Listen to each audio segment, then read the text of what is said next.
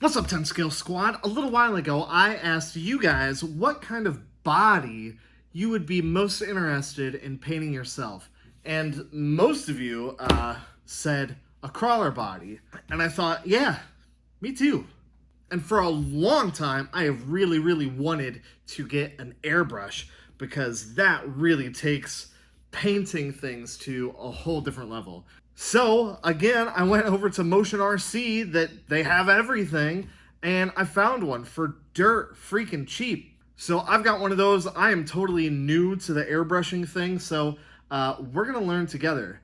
So what kind of body are we going to paint? We're going to paint this. This is, it's a Jeep body, but it is a hard plastic body, and this actually started out as this crazy, funky, kind of ugly orange color.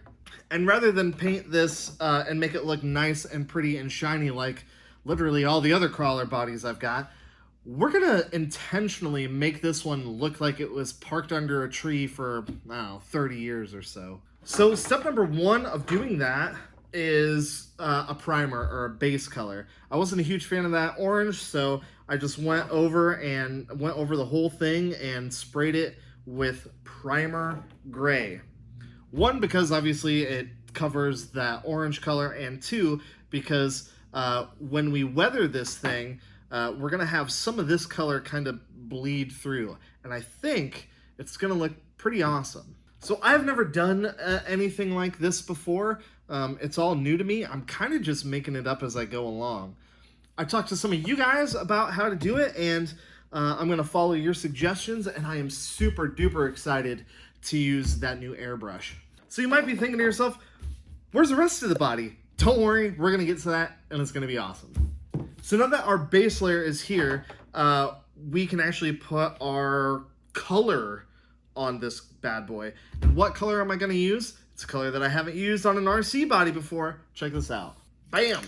This is called Satin Sea Glass. And it looks like it's kind of a matte finish, which should be pretty cool for the whole weather effect thing. It's not going to be shiny. It's going to be gross. Let's go ahead and spray it. Put the doodle on the dingle. These bodies are from a company called Endura, and they can be had for around $100 or so, which sounds expensive considering you have to build it yourself, but not bad considering the level of detail that these bodies have, which we'll get to a little bit later. Yeah, there it is. I think that looks pretty good. It does. I assembled all the body panels. I painted them all separately, but then I assembled them all and just went kind of around the edges to make sure that the paint was even, because you don't want the paint to look bad before we intentionally make it look terrible. That's true. So now comes the first part of the actual weathering process, and we're going to wet sand this back. We don't have to be super aggressive. We're just going to rub through on all the high spots and get it back down to that gray primer.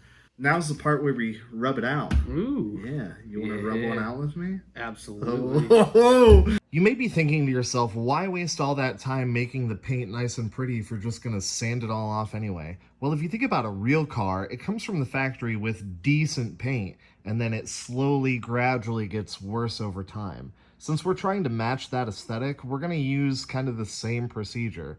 Start out with something nice, and that should make the end result that much more realistic. What do you think, man? That's coming out great. It's looking pretty weathered. Definitely looks like a scratched up trail Jeep. Yeah, for sure. It's got the weathered look, but it's not rusty like 98% of all Jeeps. I don't know. I thought about maybe dropping a couple drops of thinner on it, like in a couple spots, just to see if it fades out some more, like an old drippy eave spout underneath the... Right?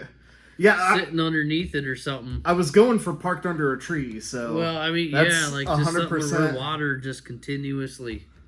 Yeah, we can try that. Do we have thinner? There should be some in the airbrush. Heck yeah, dude, let's do it! Yeah, do a few more spots on that thing. We'll let her set and chill, and then... I think it's going to be rest time. What do you think? Yeah. Heck yeah, dude. It's looking spots. It's looking awesome. Yeah, definitely keyholes. Definitely keyholes. Yeah, definitely Definitely the door handles. Yeah, for sure. Yep. Oh, I'm excited. That looks really cool. We're having no idea what the heck we're doing. No, This none is turning at out all. great. I switched to a little bit of mineral spirits and paint thinner. Kind of did a couple spots at here, a couple spots there with trying different techniques, and it all just kind of worked out. It worked Like out. I said, we needed something with a little more bite to it. Yeah. And that did the trick. Mineral spirits and paint thinner. And nitro fuel. Yeah. Not all at the same time. No, we're I gonna. figured enough patina. Yeah. Yeah, we're gonna make it cool. So now it's time to add the rust streaks. Now this is AK brand, and they actually have an AK-47 They do. on the logo, which is pretty cool. This stuff we're gonna brush on and then wipe it off. And that will leave back a scaly, rusty, streaky finish. So I think we should and we're gonna put it on with a brush, but I think we should probably set down like some paper towels. Oh yeah. And Get ourselves a word. Hey. we might as well use that rag that we've bent. Hey, that's a good idea. Woohoo. Look at that. Bam. Dude, I tell you. Boy, a little bit of this stuff goes a long way. I bet. I've never done this before. I always try and make my stuff like pretty and shiny and super duper scale. I've never like intentionally just destroyed something, you know? Well, I mean, I haven't intentionally done it, but I've destroyed a lot of your stuff. It's arts and crafts time. I need to wear the button-up shirt backwards, you know, like you did when you were in kindergarten. Did you do that, or was it just me? Nope. No, Okay, it was cool. definitely us. Yeah. Oh, yeah. Oh, she is a dirty girl. Oh, that's crazy looking. Damn. There's a lot of happy little There's trees a on lot of happy trees. A lot of happy No little mistakes, trees. though. No mistake. It's a new day. We let the paint cure on this thing so it is good and dry and no longer tacky. And now comes the freaking part we've all been waiting for. Ethan is going to bust out the airbrush, and now we're going to dial in the details. Anywhere where we got orange coming through and it still looks shiny, we're gonna fix that. Yeah, I think so. So the airbrush is gonna allow us to get into like a lot of these hard to reach areas, like in the headlight bezels and suches. And yeah, we'll be able to be really precise with where we put paint so we can, you know, make it look freaking epic. One of the cool things about airbrushing is a tiny little bit of paint goes a really long way. Yeah. I mean, you could barely even see it in there. Just a tiny itty bitty little bit. Mm-hmm. And that should be plenty, right?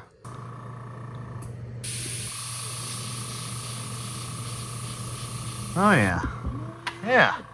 Yeah, all right. Shot.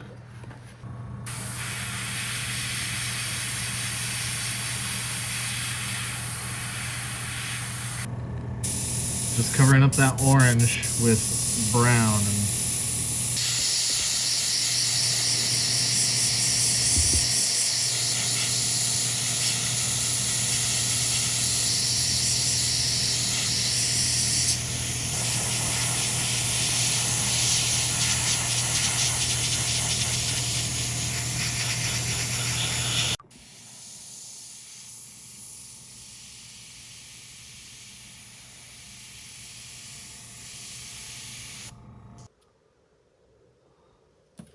I'm liking it.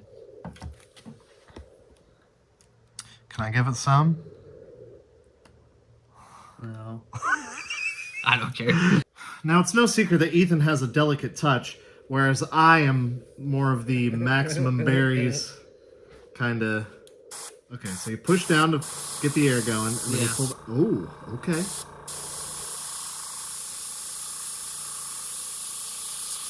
Oh, this is fun. I'm just thinking of all the possibilities here. I mean, it's almost like erasing. You know, like any part that you don't like, just erase it with some rust. Yeah, that's fun.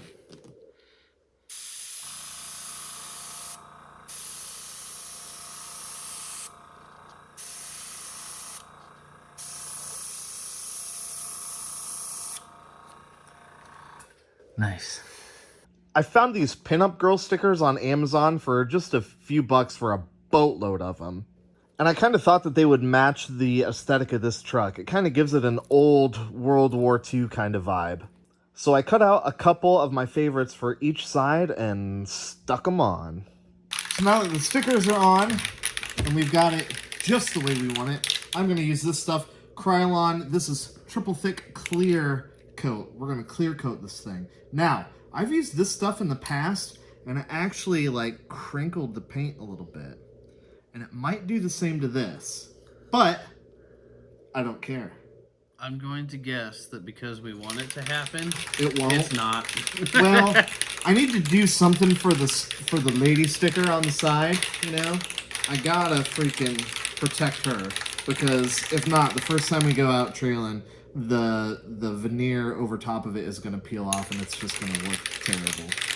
So even if this stuff does mess up the sticker a little bit, I think it'll be fine. It might add to the aesthetic of the thing. Should I be spraying this on the workbench? I didn't know we were gonna do it in here, period. But I didn't either. I just kind of went. Let's just go for it. YOLO. Wowzers. Evacuate. Don't do this. Why would you let us do that? This is just gonna help seal in the flavor.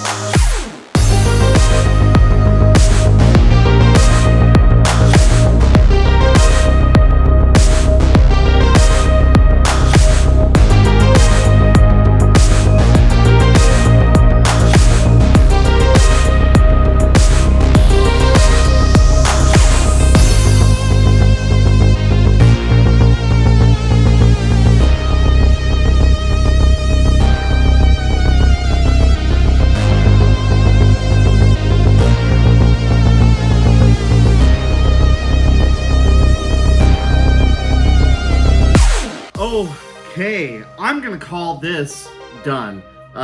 It's another day. We let the clear coat on this thing cure, and the only thing that I did is just went back through and bolted on all the bits, put a light bar on the top here, put in all the little, door handles and windows and the back half, and put this tire on it. I think for the first time ever using the airbrush, this thing turned out really cool. It looks like a rusty Jeep that, sat under a tree for 30 years. I am really into the paint crackle effect that we got on the doors. That's actually what I was hoping the paint would do, and it did. I think it looks really cool. And I really like the contrast of the new shiny parts and the old crappy body. I think a short course truck with independent front suspension and a solid rear axle would be pretty cool. Ethan really wants to make a crawler out of it.